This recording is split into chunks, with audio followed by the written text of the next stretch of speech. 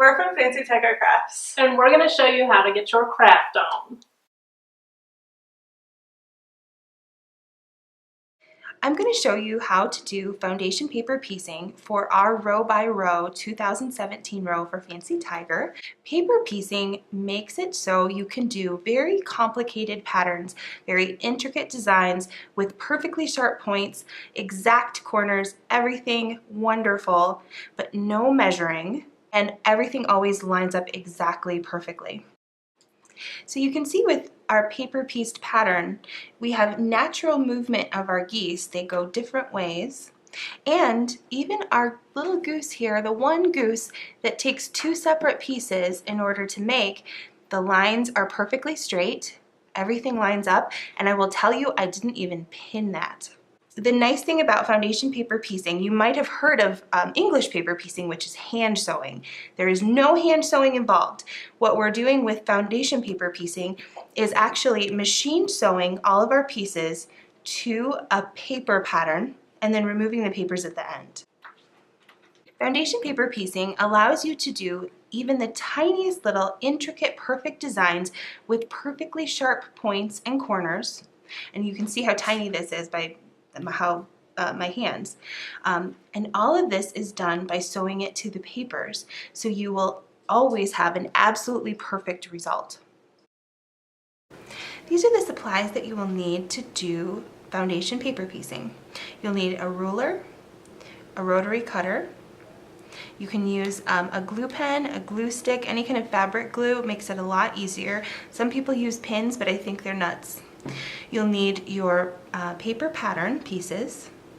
I like to use Wonder Clips, fabric and paper scissors, because we'll need to cut out the pattern and we'll cut out our fabric.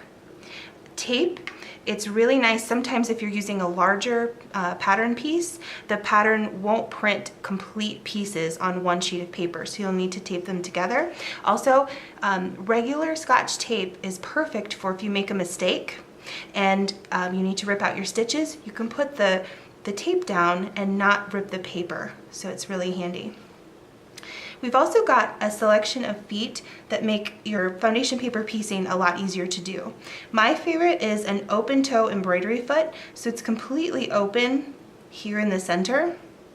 You can also use any kind of edge stitching foot that has a guide that lets you stitch in the ditch along the center, and the guide will tell you that you're on the right line, or a clear foot so that you can see what you're doing. You can also use your regular machine foot. You don't have to have a special foot, but if you do have one of these, it'll make your job a little bit easier as you're sewing the pieces together. Foundation paper piecing patterns are a little bit different than any that you've ever used before, I'm sure. So I wanted to explain a little about how these work. So your pattern pieces are going to come on a regular sheet of paper. What you're going to want to do is copy them onto what's called foundation paper piecing paper. You can use specific paper for this that we carry at Fancy Tiger. There's also a vellum. You can trace it onto tissue paper. You just don't want to use regular printer paper. You can in a pinch, but you will hate it, and it makes it so much harder to remove the papers later. So I highly recommend picking up a pack of this anytime you're going to do paper piecing. So your pieces are going to come like this, and you're going to cut them out. You want to remember to cut them out here along the outermost line. That's your seam allowance. And you always want to just carefully cut there. This is the only careful thing that you're going to need to do throughout the entire process, so it doesn't end up being too hard. Your pattern pieces, when you're finished cutting them, will all be like this. Now, the pattern pieces have a number and a letter. The letter corresponds to which piece you are looking at. So this is the E section, this is the D section. And the numbers correspond to what order you put your fabric on. So we're going to always start by putting fabric to cover the number 1 section. Then we're going to move on to number 2 and number 3. For the Fancy Tiger row, for the row by row 2017 flying geese pattern, I made it so each of your number 1 sections are geese. That means you can sit down at one time and just put all the geese on your pattern pieces. It makes things go so much faster. There's no thinking about it. It just makes it a lot easier for you. So let's get started putting fabric on your pieces. So I have my first 2 pieces and I have 2 triangles cut. These, all they need to do, you don't have to be exact. You can see I don't have a perfect corner and it's sort of wonky. It just needs to be bigger than the section. So you can see I put it over here. It completely covers the section number 1 and the seam allowance because this touches the seam allowance. So it needs to go over. Same with my little D piece, completely covers the piece.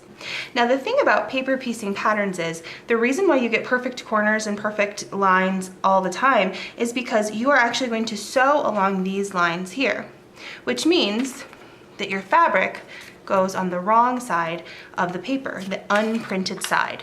I'm just going to put a little dab of glue on the E1 section. And I'm going to place it down just so it kind of sticks a smidge. And then it's covering completely the E1 triangle. Now you don't want to go crazy with your glue. A lot of people, especially when they're first starting to paper piece, feel like they need to go absolutely crazy with the glue and stick everything down absolutely perfectly so it never moves. And then they hate themselves when they go to remove the papers later and they are sitting there with a chisel because this glue works really well, especially if you use a regular glue stick or Elmer's glue or any other glue that's not meant to then release. If you do have trouble with your glue releasing, just steam it. Steam the papers in the fabric and it will release the glue a little bit more. So all I've done, like I said, is stick the pieces for section 1 for each of these geese onto the unprinted side of the page, completely covering the section and seam allowance. Now we're going to move on to attaching the next piece of fabric. So we'll take our piece and you can see that our D1 is here, our D2 is here, and it is a funky little shape, isn't it? So all you need to do is take your fabric and kind of lay the piece over it in order to make this work. Now here's the trick.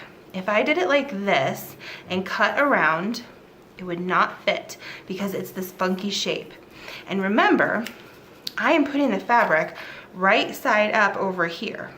So the trick that you always want to remember, and I promise you will forget, but that's okay because when you cut the piece wrong, you can use it for a smaller piece later. You're going to flip it and use the wrong side to cut your piece.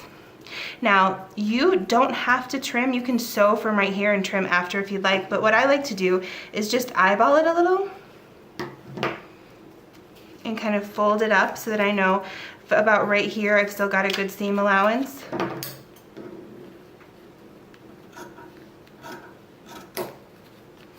And it's about here. Make a little extra. Do you see these perfect exact cuts? Aren't they wonderful? That's all you have to do. So now I've got my D piece. And I know it needs to cover here. So you can see my fabric goes all the way around. It goes over my seam allowance. And now this is going to be my seam. The line between 1 and 2 is where I'm going to sew. And now here is another fun trick for this.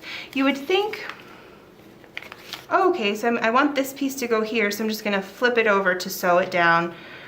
The problem is that's not where your seam is. Your seam is right here. So let me show you the trick to make this work every time.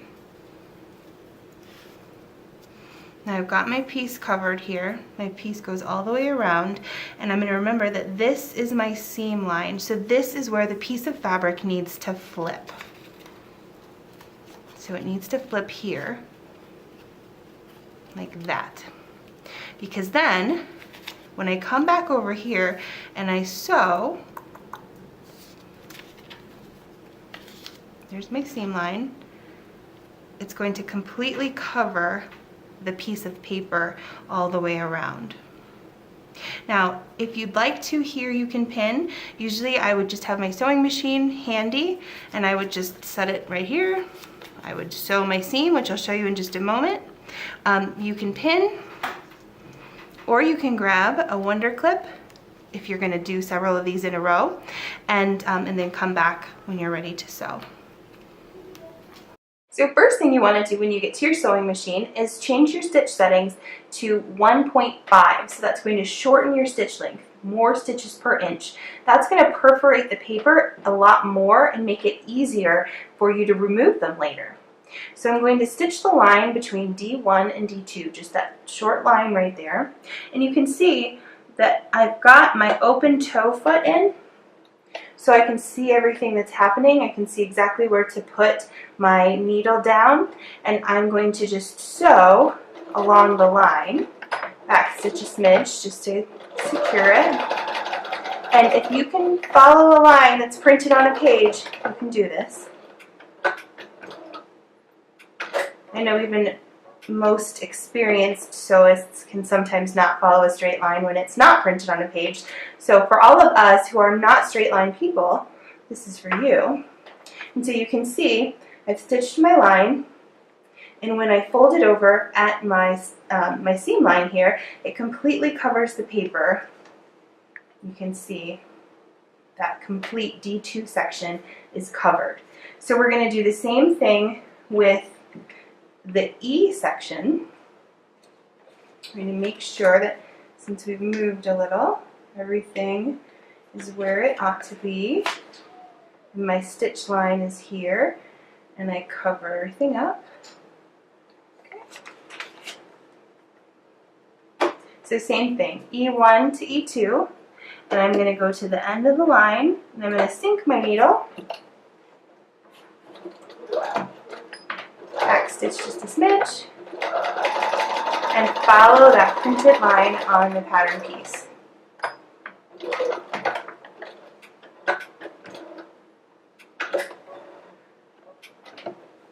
And then when I fold it over, it's going to cover the entire piece of E2, including the seam allowance.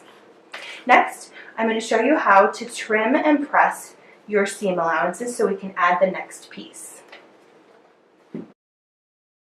Once you've sewn your next piece of fabric to the paper piece, and I've got it here, I've not folded it so it covers. I'm keeping it unfolded just the way I sewed it, otherwise you're going to actually cut into your piece. I'm going to take this line here and I'm going to fold it back. And so this is my seam allowance. And I'm just going to trim that down to 1/4 inch so that it's not too much bulk. So I'm lining up my paper with the 1/4 inch and cutting. It doesn't have to be exact, and even if you don't have a rotary cutter and a mat nearby, you can just fold and trim. I've also done that to our D piece. And then what you're going to do is take this piece to the iron and press it like this. So it covers. You're going to press your seam here. So then it'll look like this, covering your whole D section. Now, if it's kind of floppy like this, where there's only 3 pieces and there's a lot of space here, you can just take a little dab of glue, just a tiny dab, remember, or it'll be really hard to remove those papers later, and keep it solid here when you add your other piece. You don't have to. You can see I've attached each of the pieces of fabric onto these paper sections, and they cover the entire piece of paper, so I overlap over my seam allowance on each side. And I'll make one note here as you're completing our Fancy Tiger row pattern. All of our fabric choices were very improvisational, so we chose tones that worked well together, and we generally went from dark to light, but you can do anything you want. So I would say keep each of the, if you purchase the kit or if you have brought several pieces of fabric or different prints together, just use your imagination, improv, stick things wherever, and it's gonna look very geometric and like a very beautiful sky, whatever you do. If you try to think too much about it, you might not love it as much. So the next thing we do is we trim all of this excess. Now remember, when we cut out our pattern pieces, this edge here is our seam allowance for when we hook them all together. There's a couple things that I like to do. Sometimes I just use regular fabric scissors. Sometimes I just eyeball it. If you want to be the most accurate, grab your ruler, line it up with your edge,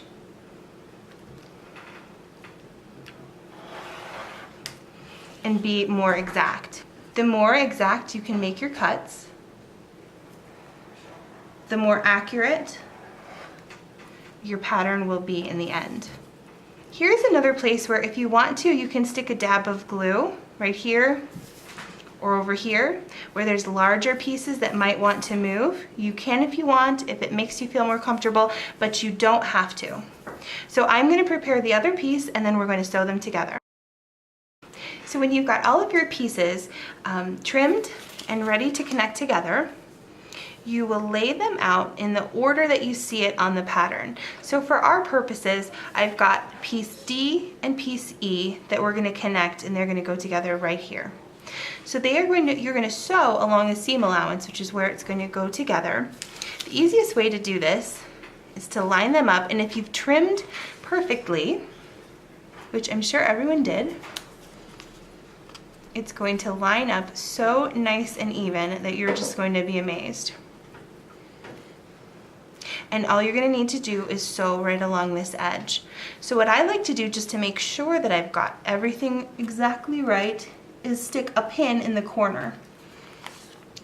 And you can see it came out on the corner right here as well. So I know that I am good to go.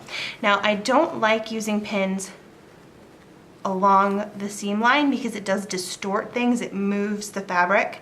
So I leave my pin straight down. If I have a longer piece that I want to make sure stays put, I'll use a Clover Wonder Clip because it'll keep it where it needs to be without doing any of the funky stuff that pins do to distort the fabric. So let's head to the sewing machine and put these together. So when I come to the machine to sew them together, I've still got my pin straight up and down. I'm going to just move it a smidgen, and then I'm going to put my needle down right there in that spot before I take out my pin so I know exactly where I'm starting. And it's the exact same process. This time I'm just going to sew the seam allowance from corner to corner.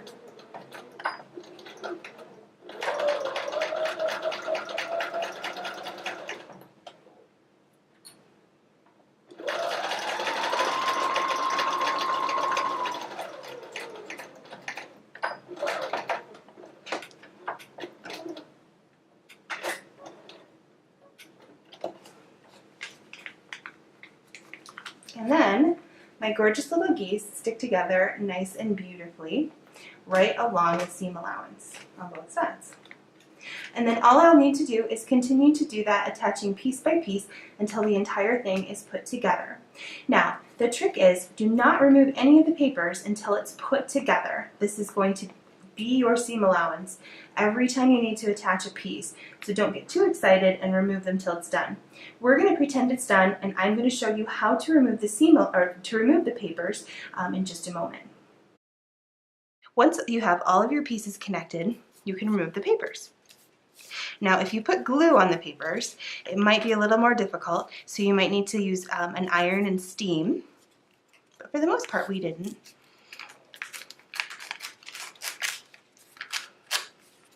So all you'll need to do is just carefully tear the paper out. And you can see because we used such a short stitch, it just pops right off. You barely even have to think about it. Even our section that was glued, we just used that little dab of glue, not too much. And you'll know when it's too much when you sit and fight with it, and then you will never use too much again. And all of your papers just come off like a dream. So you're all set. All you'll need to do then is press and put it into whatever project you're doing. This is the same process for any paper piecing, not just our Fancy Tiger row, but anytime you see foundation paper piecing, now you know how to do it, and you can have perfect corners, perfect points, really complicated designs with very little work.